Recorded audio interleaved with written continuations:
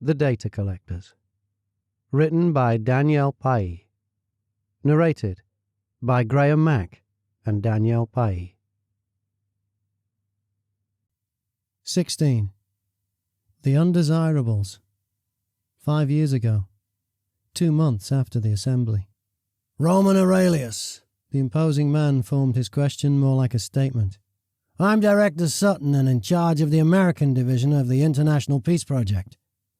Director Sutton stood over Roman, who was seated in a straight-backed chair that was too low to the ground for his long legs. His knees knocked the bottom of the folding table in front of him. The room was painted a dull grey and mostly bare except for 2 chairs, a desk, and a Peace for All assembly poster advertising the next IPP event in Dubai next year. Somehow, Roman wasn't feeling the love that the IPP claimed to espouse. After an indignant body scan and rude questioning, they had yet to offer him so much as a glass of water, and he was parched. "It's nice to meet you, Director Sutton." Roman folded his arms and tilted his head in a way that would suggest otherwise. "What can I answer for the IPP today that I wasn't able to answer last week or 2 weeks before that?" Director Sutton waved away the 2 men who were standing at the door. The last to exit closed the door behind him. Sutton pulled up a chair and sat across from Roman, removing the rather thick manila envelope that he had tucked under his arm. He laid it on the desk. Roman let out a deep sigh as the bulky man opened it to page 1. Eyeing the director's unsavoury wardrobe.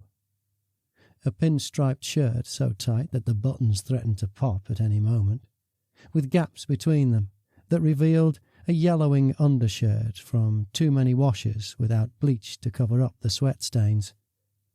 There was no doubt in Roman's mind that Director Sutton was a bachelor and likely to remain so for quite a while. "Roman Aurelius," he said again. "That your real name?"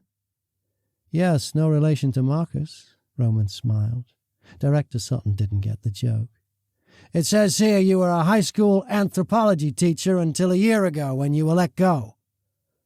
"No, not let go," he corrected. "I am currently on a sabbatical." "That's not what it says here." "Well, your report is wrong. Likely someone at the administration office at school clicked the wrong box on the computer screen. I can phone the principal if you like." "That won't be necessary." Director Sutton nodded as he read further, as if whatever followed in the report explained what he needed to know. "You seem to have an insatiable interest in aliens," he continued, flipping through the pages of his report. "Well, as I've stated many times before, it is a part of my research, and that is the definition of a sabbatical. To take a year to continue studies in one's field of expertise in order to remain current on developing trends." "I know what a sabbatical means, Mr. Aurelius.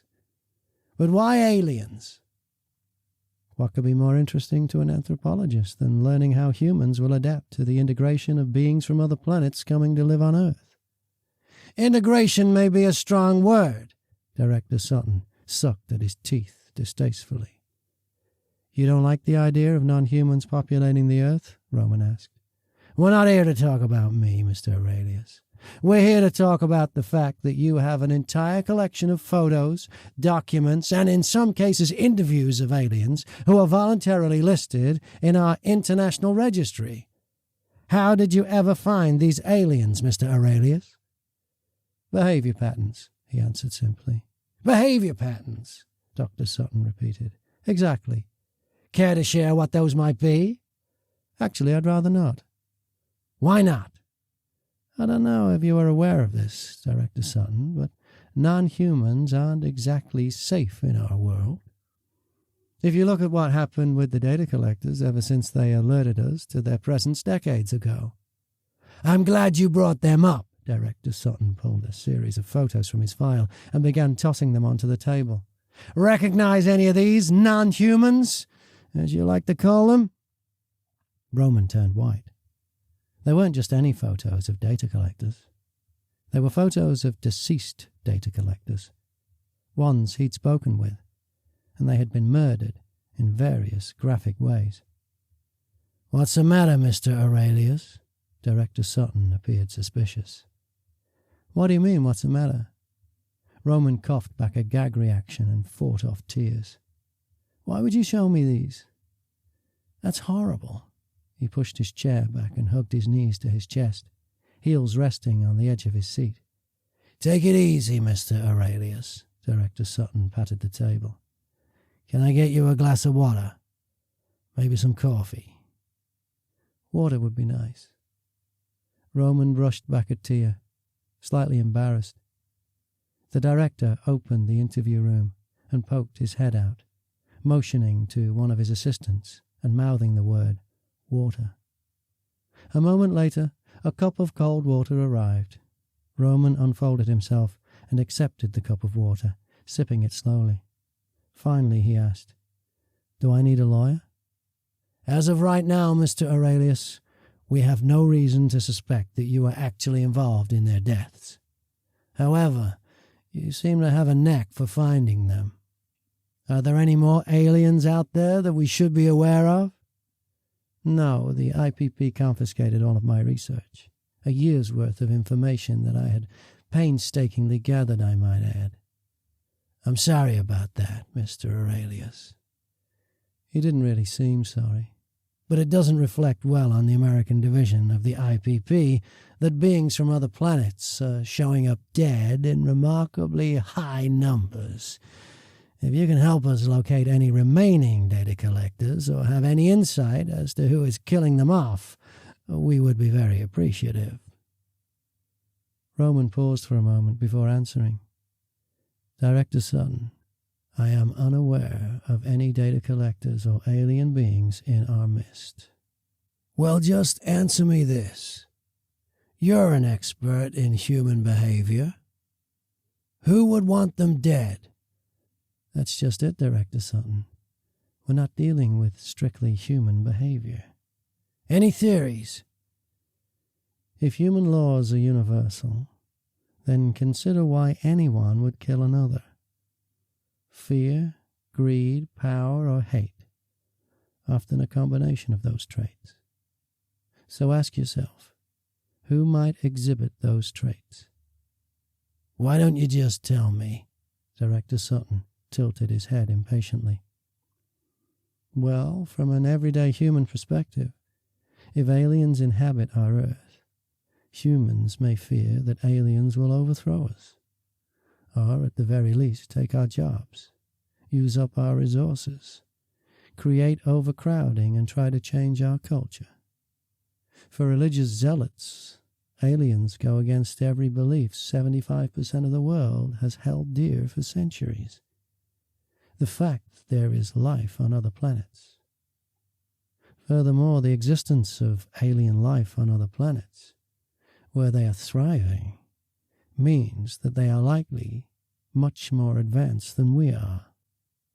"So you think humans are targeting aliens? But you just said we were dealing with universal laws. That suggests to me that you also think aliens are involved." Director Sutton leaned back in his chair and smirked, proud of his deduction. "Yes," Roman nodded. "I also believe that aliens will target both humans and non-humans, if it is to their benefit." "Why?" Sutton leaned so far forward that Roman could smell his breath. Coffee and Bologna were not a pleasant combination. "In this case, what's their motive?" "This has been going on for nearly 30 years now, probably even much longer than that. Why are you asking me questions you already know the answers to, Director Sutton?" "You just let me ask the questions." The director shifted, visibly annoyed. "What reason would one alien group have for killing another?" Roman rubbed his forehead with one hand in an attempt to stave off a mounting headache. "Let's pretend the Earth is a well-sought-after tropical island that some people want to buy. One bidder might simply wait in the hopes that the owner can no longer afford it and buy it out from under him when the owner is ready to give up. Another bidder might make life difficult for the owner, perhaps even making threats if he refuses to sell. Meanwhile, you have a special interest, a close relative, who would much rather lend the owner money than teach him how to sustain his island and rebuild it to its former glory. That's what we are also most likely dealing with here. So, assuming these bidders are actually aliens from different planets who want to take over Earth, are you suggesting that one of these bidders is trying to snuff out the competition? In a manner of speaking. And what about the fact that humans are still very much living here? A necessary casualty in their mind, I'm afraid. Roman placed his fingers on the table and began drumming them rhythmically. But you knew all this, Director Sutton. But I needed to know how much you knew. That's everything. You may kill me or arrest me now. I have no interest in harming you, Mr. Aurelius, Director Sutton replied. But I can't promise we won't be watching you. It's easiest if you willingly share any information you come across from now on. Understood? Director Sutton stood. I understand. Roman left the IPP satellite station more rattled than he had in the past. Some of the people in those photos he had spoken to recently, and he had a gnawing feeling in his belly. What if he had led someone directly to them and gotten them killed? As he walked into a local bodega, he had another fear. What if he were endangered too? He surveyed the market with caution, noting a security mirror in the upper corner of one wall, and a camera on the other, next to the TV situated behind the checkout counter. What if they were filming him at this very moment?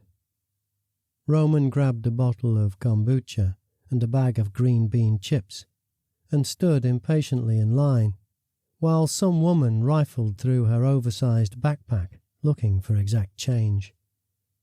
He eyed her purchases in disgust. Beef sticks, potato chips, donuts, and a large bottle of lemonade. What is it with earthlings? They put the worst foods in their bodies and wonder why they become ill. Although, he thought, she seemed to be awfully fit for someone who indulged in high-calorie foods. We accept credit cards, the cashier offered helpfully. No thanks, don't trust 'em, Lucine answered. Roman tilted his head. What a peculiar thing to say, he thought. Aha! She proclaimed, proudly producing a nickel. By then a long line had formed behind Roman. The cashier sighed, accepting the coin. Just then a news report came on, and everybody paused to look up at the TV screen. You think you'd recognize an alien? Think again. Our latest report uncovers the truth. There may be more foreign visitors on Earth than you believe. Moira Sugg brings us this developing story after this. Damn undesirables, an overweight man behind Roman sputtered. They should all go back to where they came from. There were a few mutters from people behind him, some nodding in agreement, while others folded their arms and looked around uncomfortably. Hell, he continued, they don't even speak English. Lucine turned to look past Roman at the man standing behind them. Has it ever occurred to you that less than 20% of the Earth speaks English? And it's commonly thought that Earth languages are considered primitive in the multiverse, with our planet being one of the few remaining whose linguistics haven't evolved over time. The man paused for a moment. Alien lover, he mumbled, and turned his gaze toward the ground. Lucine completed her purchase, regretting having called attention to herself, and made a hasty exit. Roman quickly laid his cash on the counter. Keep the change, he told the cashier, gathering up his purchase and following Lucine out the door. He watched as she hopped into her old utility vehicle. annoyed that he couldn't trigger his lapel camera. The tiny camera kept beeping at him, needing a firmware update. He would have to return in the hopes that she would pass this way again. Section 2. Stay calm. And remember, you are in control of what experiences you let in. 17. The Fortunata family. 3 years ago. 2 years after the assembly. Lucine wandered into the kitchen still wearing a baby blue bathrobe and white comfy slippers. Her hair was a short, dishevelled dust mop on her head. As she reached into the refrigerator for a morning ginger beer and a pastry, she could hear Fatima snoring from the room next door. She smiled to herself as Fatima's nasal sounds were as boisterous as she was. They would make an elephant-like ah sound on the inhale and an enthusiastic cockatiel-like whistle on the exhale. She was her own one-woman zoo. She was just about to settle on the couch with the morning paper when she heard a commotion at the door. Shit, she muttered to herself. Not today. Hello? One of Fatima's aunts rapped on the door. There was a sound of chattering people behind her. We're here. As Lucine ran to Fatima's room and began banging on her bedroom door, she witnessed Fatima's younger brother, Ty, peering through the side window with a wave and a wide-eyed grin. Other faces soon followed, smiling broadly and clearly oblivious to the fact that Lucine was still in her nightclothes. She waved back weakly as Fatima threw open her door, still in a long white nightgown with earplugs in and an eye mask drawn upward and hanging awkwardly on her forehead. Fatima's reaction was distinctly different. Her face grew into a wide smile. Hi! She waved enthusiastically at her brother and extended family through the window, motioning them to come to the front door. Lucine took it as an opportunity to retreat into her room. Don't hide in there forever, Fatima ordered to Lucine as she threw open the door for her family. Inside her bedroom, Lucine closed the door and stared at Bagheera. I know, right? She gave the cat a scratch behind the ear before he retreated under the bed. You got extra room under there? She joked. Had she actually been paying the kind of rent she would be paying for room and board, instead of the meagre amount that Fatima requested to cover monthly utilities, she would have complained a long time ago about boundaries. It wasn't that she didn't like them, per se. She just couldn't manage that much energy from that many people at once, particularly without so much as a phone call warning that they were coming. Lucine threw on a white t-shirt and blue jeans while mentally preparing herself for the onslaught of smiles and questions.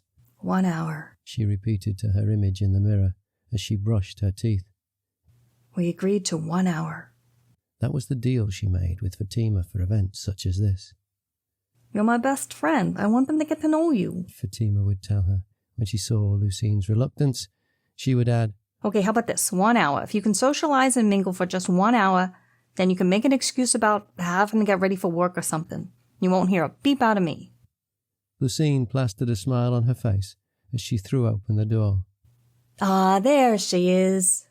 Fatima's mother gushed, running toward the young woman and wrapping her in a tight bear-like embrace.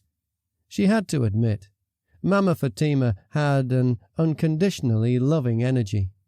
She hugged her back, and actually kind of liked it. After an eternity, she finally released her grip. Hey, hey! Fatima's brother Ty gave her a one-armed bro hug, backpack slung over his opposite shoulder. She suspected Ty might actually have a small crush on her and overcompensated by being aloof. What's up, Lucine? Oh, you know, Ty. Lucine thought to herself. The usual. I hate crowds. Computers are tracking us, red doors give me the willies, and I'm certain I'm being watched. Other than that, just dandy. Not much. How about you? Lucine answered. Same. He nodded his head and punched her playfully in the arm. Want to see the new virtual keyboard I bought? It's cool. Nobody has these yet, but I know a guy. He reached into his backpack. No, Lucine thought, followed by, they've been around for years, just not to the public. Sure.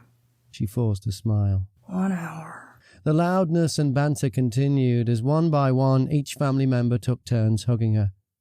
Some part of Lucine enjoyed the inclusion and appreciated that none of them seemed to be remotely mean-spirited or judgmental. The worst that could be said about them was that they lacked boundaries, both physically and culturally. Seeing anyone yet? Fatima's very large, heavily made-up Aunt Ketty nudged Lucine in the arm. Not yet, she answered. It had been the same answer for as long as she'd known them, and she suspected they thought this was strange. Yeah, neither is Fatima at the moment. Aunt Ketty frowned, as if this was news to Lucine. Then she had a thought. Hey, you two aren't a couple, are you? Yeah, I don't care if you are, I was just wondering. No, Aunt Ketty, we are not, Lucine replied. She leaned closer. You would tell me if you were, right? You'd be the first to know, Lucine whispered back. Good. Ketty was satisfied. Then she noticed Lucine's lightning-scarred arms. Her face fell sympathetically. That doesn't hurt, right? Not at all, Lucine answered, not for the first time since her meeting Aunt Ketty nearly 2 years ago. Oh, well. She grabbed Lucine's chin with her hand and squeezed her nails, leaving an imprint on Lucine's jaw. You are still beautiful.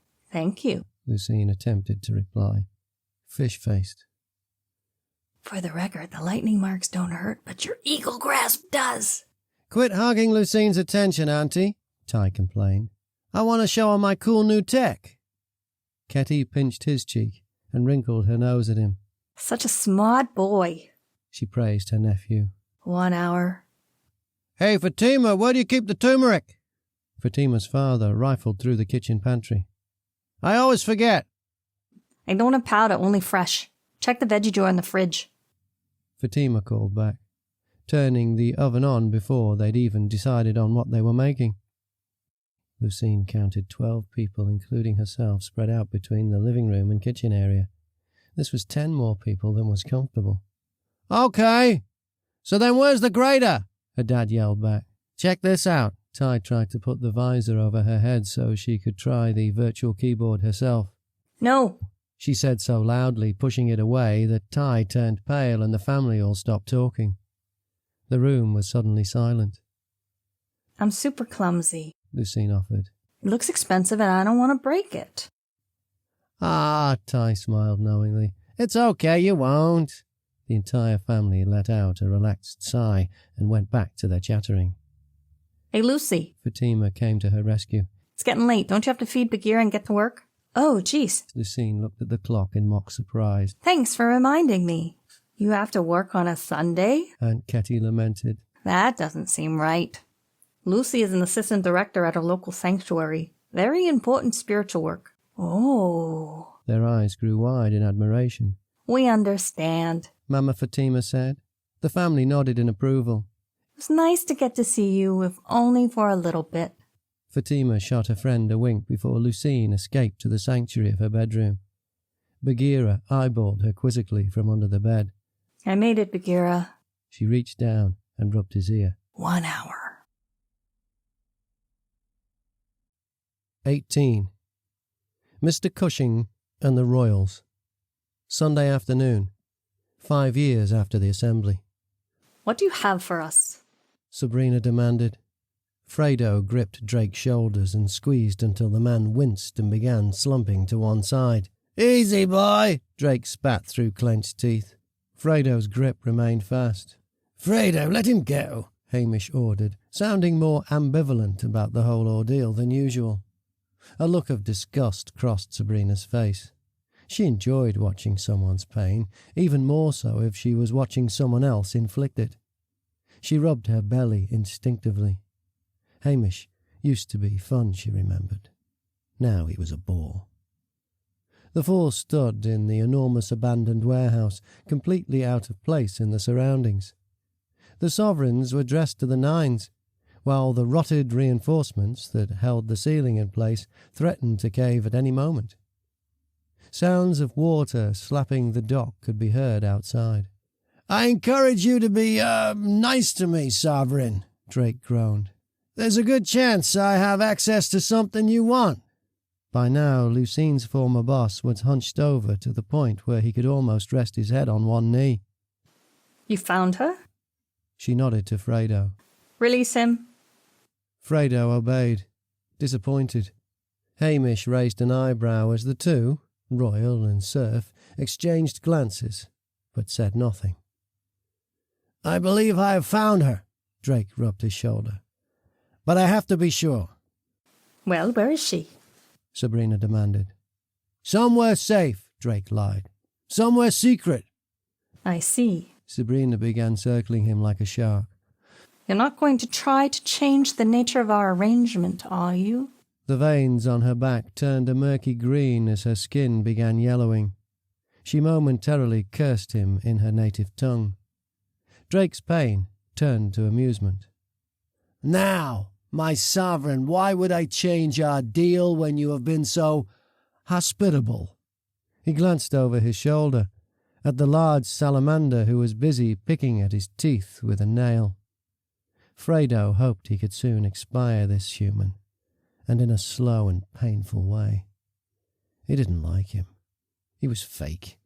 He didn't like fake. He could appreciate his female master's power and danger because it was true to who she was. He could even stomach the fact that his male master was weak and somewhat feeble. It was who he was. But he had a difficult time with anyone who pretended to be something they were not. He would call him a chameleon, and chameleons were so afraid of their world that they always changed colour to fit their surroundings. Fredo did not doubt that this human would turn on his masters any time it suited him. They had enlisted Drake Cushing's help long before that fateful assembly explosion.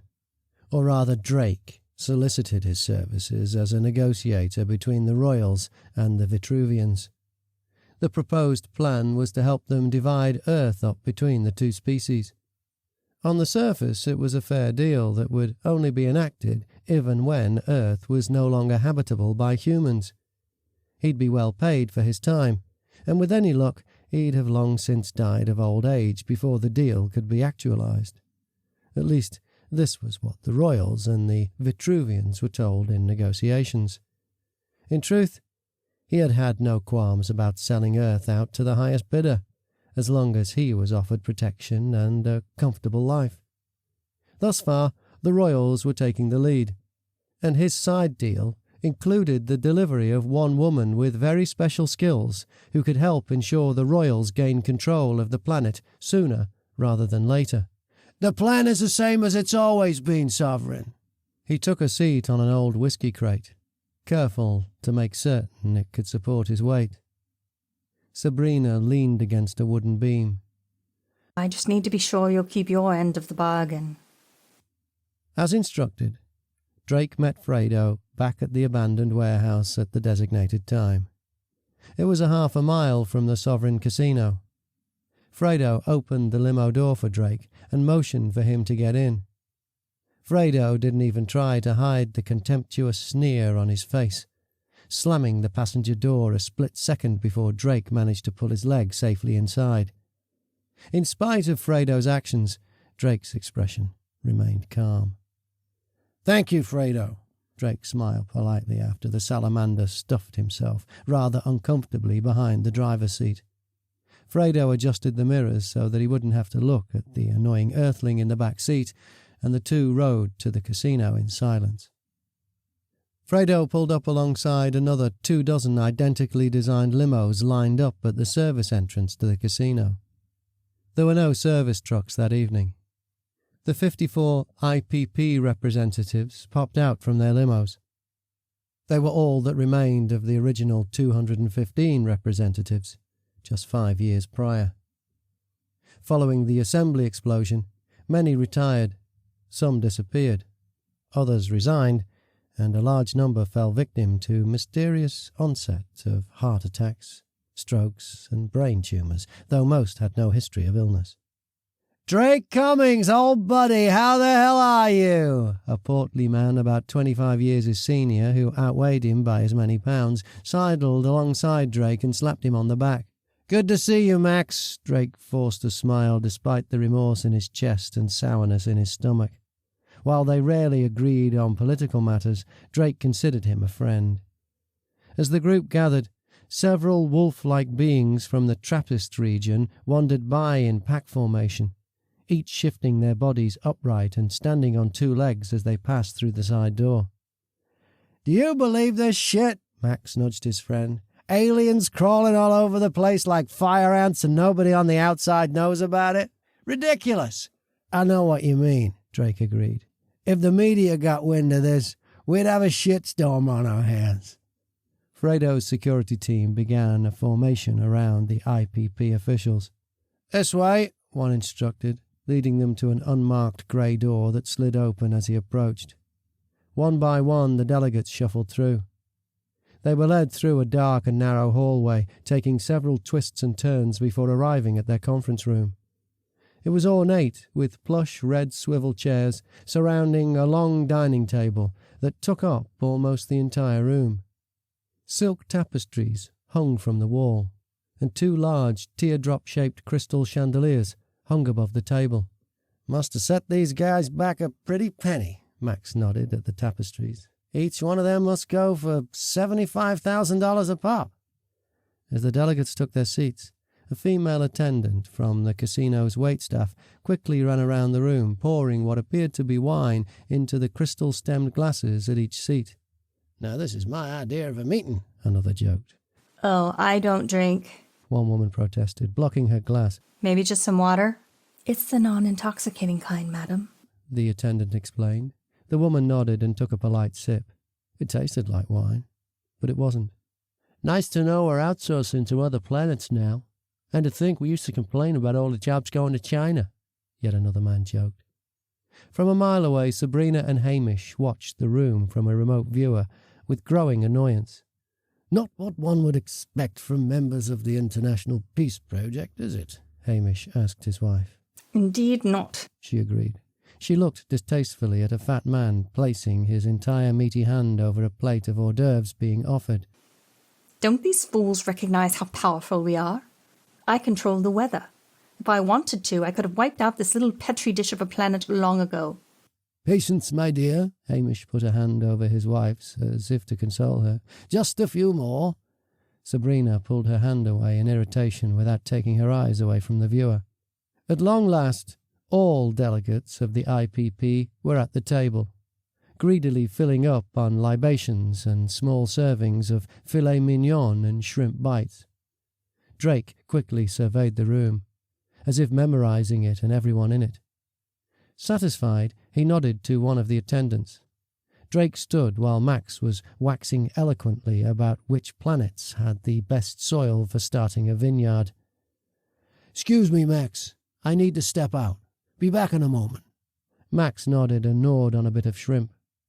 For a split second, he thought about asking his friend to go with him, but that wasn't part of the deal. And who knows what the repercussions of that might be. The attendant stepped away from the door, allowing Drake to pass. His palms were sweating as he made his way down the hallway. The humid air smacked him in the face as he exited the building. Without a word, Fredo opened the door for him, and they were on the road moments later. In the distance, he heard the explosion, but didn't turn around. He couldn't. It was as if he was frozen in place. Drake could see the flames in the reflection of the rearview mirror as he realized that at least half of the casino was now gone. "That seemed awfully large for a small room," Drake choked to Fredo. The sound of fire trucks and ambulances drowned out Fredo's reply, so he waited until they turned off onto a side road and were at a safe distance from the main highway. Fredo tried again. "Sovereign doesn't have a need to return to the casino again, so there was no reason to leave it standing." "You mean? But there must be thousands of people in there." Drake felt sick to his stomach. Yes, they're dead. But congratulations. You live. It's your lucky day.